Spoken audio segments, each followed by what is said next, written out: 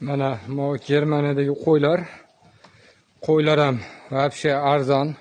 Bu qo'ylar hozir tuqqani eng oz tuqqani 2 ta, bo'lmasam 5 tagacha tug'ar ekan. Lady France degan zot ekan. Bular ham 8 euro qo'y go'shi ham. Kilogrammi. Laham enalim qo'y go'shi 8 euro. Mana qo'ylari.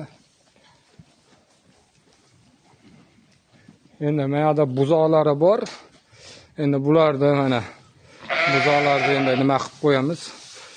Bu buzoqlar nima narxi 50 yevrodan mana shularni olib keladi, mana kichkina nimalarni. Keyin bular 50 yevrodan olib kelgandan keyin mana katta oyi bo'ladi, boshqa bo'ladi. Mana shu buzoqlarni emizib boshqa qilinadi.